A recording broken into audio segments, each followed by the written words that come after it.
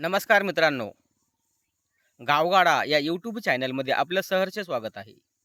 मित्रांनो, आज आपण पाहतो मोबाईल उघडला, पेपर उघडला, की जरांगे पाटलावर टीका करणारे अनेक लोक आपल्याला दिसतात. त्यांचेच सहकारी, एकेकाळी त्यांच्या ताटामध्ये बसलेले, ताटात खाणारे, हमेशा सोबत असणारे, तेच लोक आज पाटला विरोधात बोलतात. का बरं असं?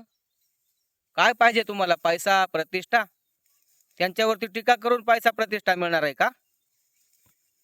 स्वतःचं अस्तित्व निर्माण करा, काहीतरी लढा उभा करा, संघटना निर्माण करा आणि मग आरक्षणावरती बोला. राहिलेल्या लोकांना आरक्षण तुम्ही मिळवून द्या आणि मग पाटलावरती बोला ना. असं वाचाळवीरासारखं उठायचं आणि जीभ टाळ्याला लावायची, त्यानं काय होणार आहे?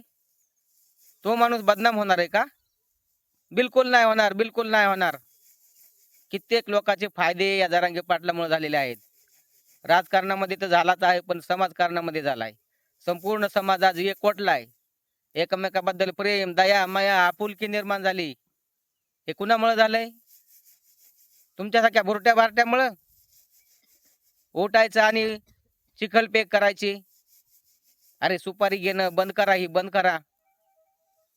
नेत्याच्या सुपाऱ्या घ्यायच्या आणि एका चांगल्या माणसाला बदनाम करायचं. कुठं फेडणार रे हे पाप तुम्ही? जरा चांगलं राहा, न्याय नीतीने राहा जरा. आणि तुम्ही कितीही भोकलात तरी समाज तुमचा कधीही ऐकणार नाही, एवढं ध्यानात ठेवा.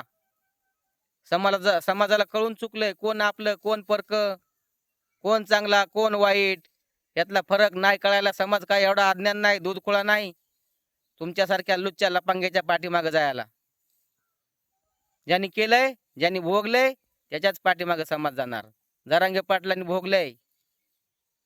आमच्यासाठी त्यांनी खस्ता खाल्ल्याता, उपोषण केलंय. तुम्ही काय केलं?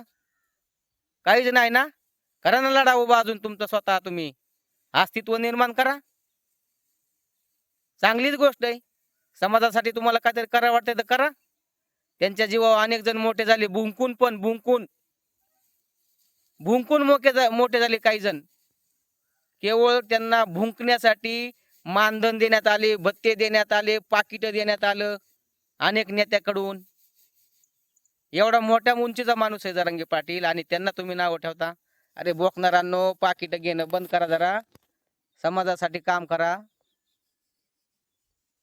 समाजासाठी नाही काम करणार तर कमीत कमी गप्प तरी बसा. एवढी गद्दारी कशी रे तुमच्या रक्तामध्ये भरलेली आहे? जरा थांबवा हे वाईट तुमचे टकुऱ्यातले सडके विचार थांबवा. मित्रांनो, आपल्याला काय वाटतं आपल्या सडक्या प्रवृत्तीच्या लोकांबद्दल, भुंकणाऱ्या लोकांबद्दल तुम्हाला काय वाटतं? कमेंट करून नक्कीच सांगा.